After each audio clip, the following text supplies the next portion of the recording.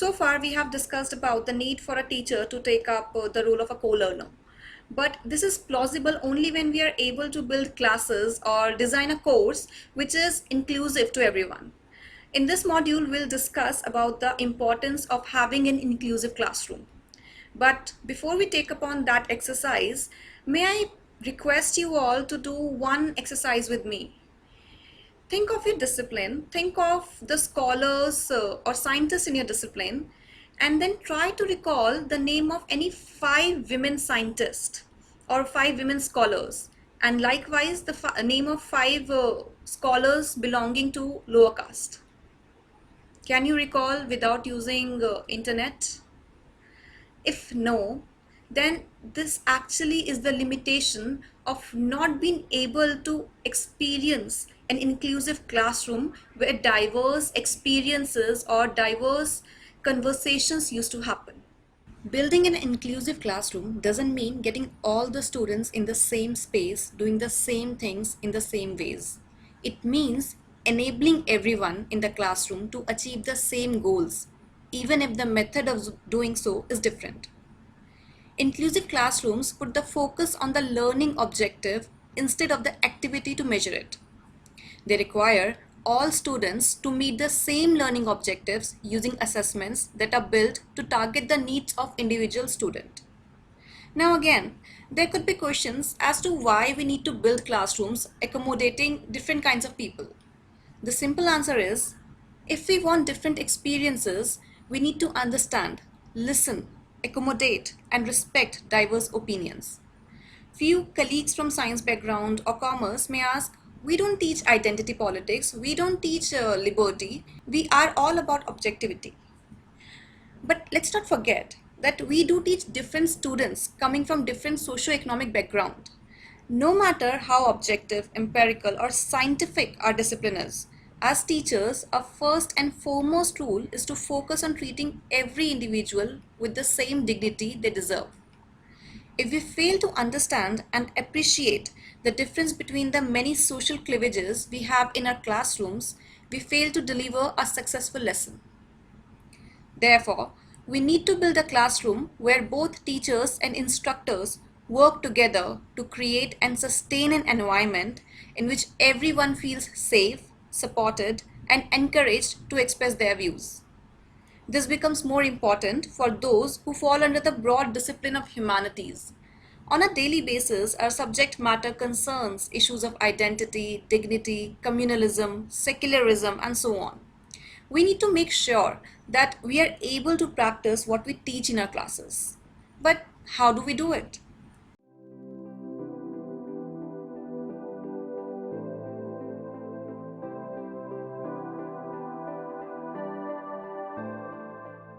In an inclusive classroom, we need to be responsive to students on both an individual and a cultural level.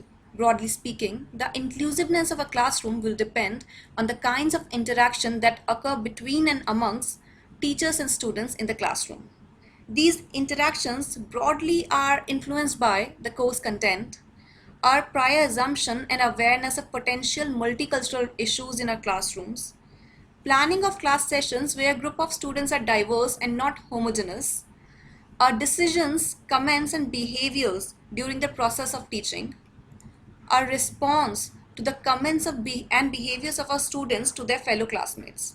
It will not matter if we do not make a sexist or a casteist statement. What will impact is our reaction if any other student does the same. Let us see some of the points which we just discussed in detail. So how do we choose course content?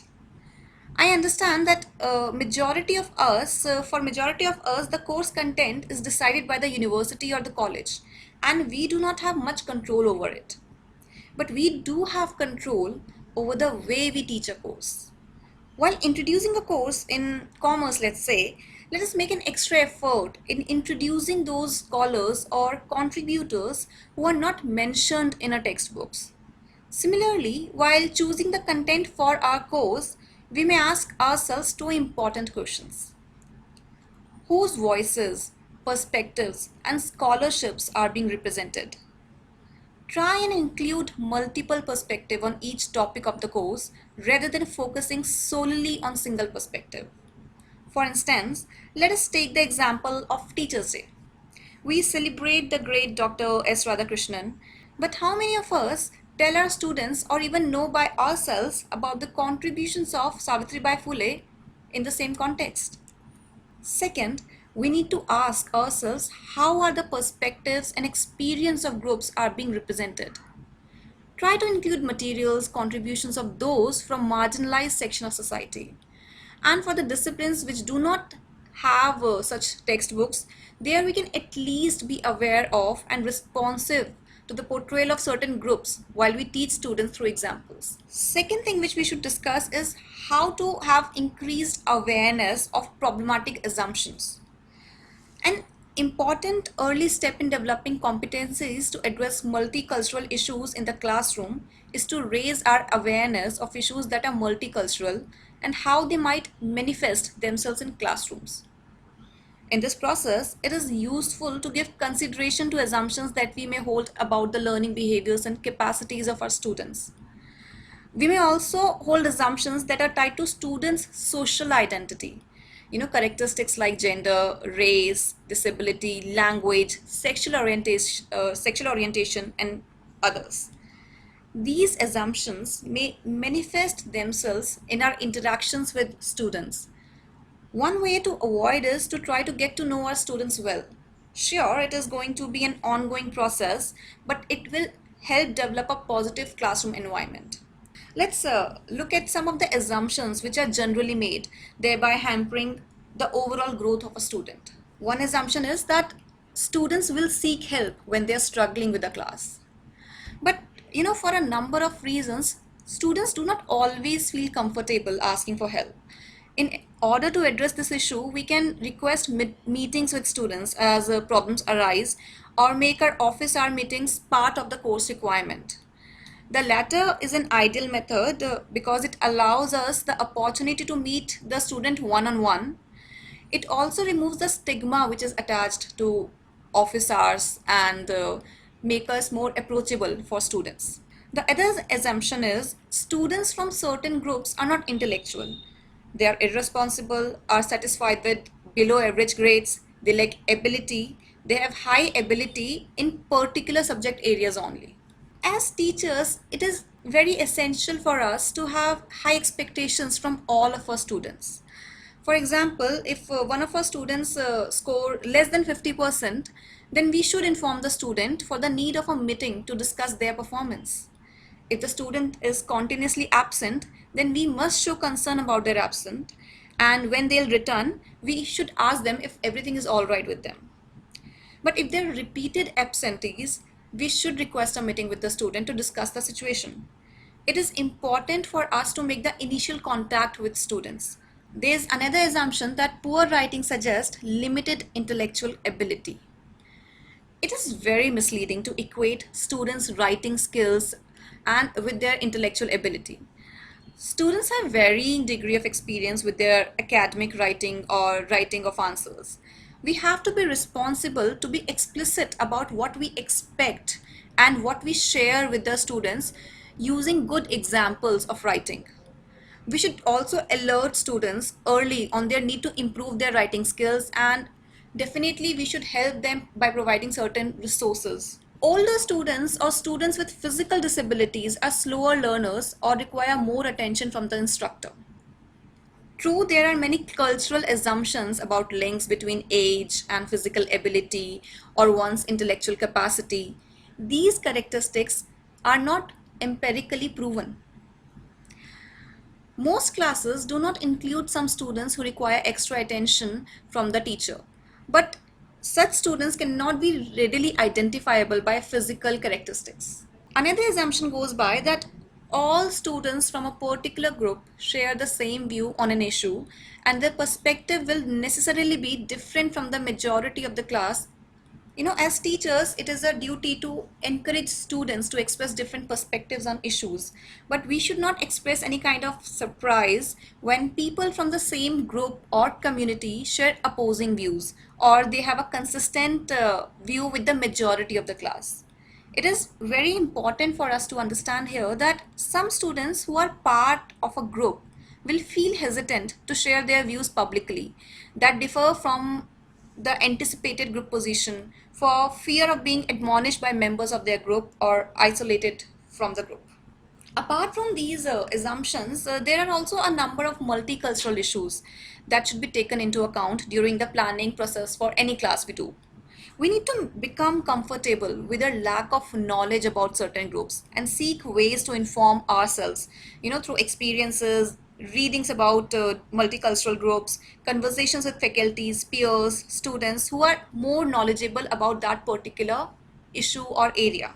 Teachers who use examples drawn only from their experience may fail to reach out to all the students in class. Given the examples that are designed to clarify key points, we should collect examples from a variety of cultural reference points to make an inclusive environment. And if required, we have to use some example from a particular cultural standpoint, and we must fully explain that example. Students bring an array of learning styles to a class. If we rely on a small set of instructional strategies, we may provide effective instruction for only a small subset of our class. We should become aware of our preferred instructional strategies. For examples, are sessions with small groups of students doing problem sets always conducted by asking questions? Are whole group discussions preferred, and is there only one method used? Once we have a sense of our strategy preferences, we can consider alternative techniques that will help our students learn more effectively. If we typically give mini lecture to students, we might consider using visual materials or some demonstrations, some activities which include different students to come together and participate. And the last point, which is very important while we are discussing inclusive classroom, is around controversial topics. Be it any discipline, but as we teach, there are instances or there could be situations where we address controversial topics, and that can result in following unintended outcomes. There could be altercations between individual students or group of students. There might be silence from students who feel intimidated or fear conflict. A group of students can assert or perpetuate false stereotypes or problematic assumptions. There could be an incident of offensive speech. There are no easy answers for dealing with these situations when they occur. But it is best to work out towards the prevention of these occurrences by investing time in the planning process. We need to work with a particular controversial topic and anticipate possible responses or how we might deal with different yet passionate views on the topic. We should plan strategies that provide structure for these discussions and foster students' ability to express their own ideas while also increasing their ability to listen and learn from others. In the interest of free speech, we cannot discourage any student to not share their views, but be prepared to correct stereotypes and challenge students' assumptions when comments are shared. It might be a difficult task sometimes to reconcile the tension between challenging offensive speech and not suppressing free speech. But we should consider our own response to the emotion in classroom, and we should use this awareness to inform the planning process. It is also helpful at the beginning of the semester to focus on group processes. Activities and assignments during the first week of the course should include opportunities for instructors to get to know each student and for students to get to know each other. Establishing rules for classroom dialogues, building a trusting and open environment, modeling appropriate behavior during dialogues, and giving students the opportunity to practice these behaviors with topics that are not explosive or intimidating is very pertinent for a positive dialogue experience. If we or our students engage in behaviors early on when problems arise, it will be more easier for us to address problem by discussing the rules and appropriate behaviors. For instance, the other rule which I have in my class refers to respecting the opinion of others. No one is allowed to make fun or interrupt anyone who is speaking their point due to any reason. The discussions must happen while maintaining the basic structure of being in a classroom. Education, as Bell Hooks has written, should be the practice of freedom, and classroom should be the liberating place where each and every student can develop to their fullest potential without having to worry about their socio-economic background.